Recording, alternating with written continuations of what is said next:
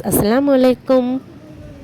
ഇന്ന് നമുക്ക് നല്ല ടേസ്റ്റി ആയിട്ടുള്ള ഒരു കണവ റോസ്റ്റിൻ്റെ റെസിപ്പി നോക്കിയാലോ. അപ്പോൾ അതിനെന്തൊക്കെയാണ് വേണ്ടതെന്ന് നോക്കാം.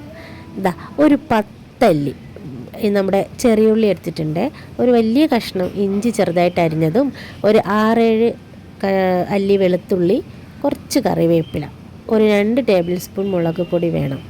2 ടേബിൾ സ്പൂൺ നിറച്ചെടുക്കണം കേട്ടോ. എടുത്തിട്ടുണ്ട്. നമുക്ക് ആവശ്യത്തിന് മഞ്ഞൾപ്പൊടി ചേർത്ത് കൊടുക്കുക, ഒരു 1/4 ടീസ്പൂണൊക്കെ മതിയാവും. പിന്നെ അതിലോട്ട് കുറച്ച് ഉപ്പ് ചേർക്കുക. പിന്നെ നമ്മുടെ ഒരു ചെറിയ സ്പൂണ് പെരിഞ്ജീരകമാണ് കേട്ടോ.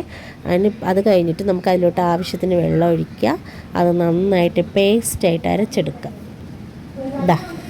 ഇതുപോലെ അരച്ചെടുത്തിട്ടുണ്ട്. ഇനി നമ്മുടെ കൂന്തൽ കഴുകി വൃത്തിയാക്കി അരിഞ്ഞ് വെച്ചിട്ടുണ്ട്, അതായത് നമ്മുടെ കണവ. അതിലോട്ട് ഒരു 2 ചെറിയ തക്കാളിയാണ്, അത് അരിഞ്ഞ് ചേർത്തിട്ടുണ്ട്. പിന്നെ നമ്മുടെ സവാള, ഒരിടത്തരം ചെറിയ സവാളയാണ്, അത് അരിഞ്ഞിട്ടിട്ടുണ്ട്, നീളത്തിന് അരിഞ്ഞിട്ടിട്ടുണ്ട്. പിന്നെ കുറച്ച് കറിവേപ്പില, നമ്മൾ നേരത്തെ അരച്ച് വെച്ചിരുന്ന മസാല, ഇതെല്ലാം കൂടി നന്നായിട്ട് മിക്സ് ചെയ്ത് കൊടുക്കുക. ഇതുപോലെ നന്നായിട്ട് മിക്സ് ചെയ്തെടുത്തിട്ടുണ്ട്.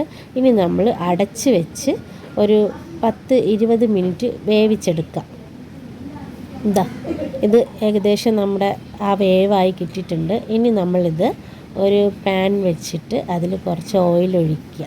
കുറച്ച് ഓയിൽ ഒഴിച്ചതിന് ശേഷം ഈ റെഡിയാക്കി വെച്ചിരിക്കുന്ന കണവ റോസ്റ്റ് അതിലോട്ട് ഇട്ട് നന്നായിട്ട് ഫ്രൈ ചെയ്തെടുക്കുക, വറ്റിച്ചെടുക്കുക.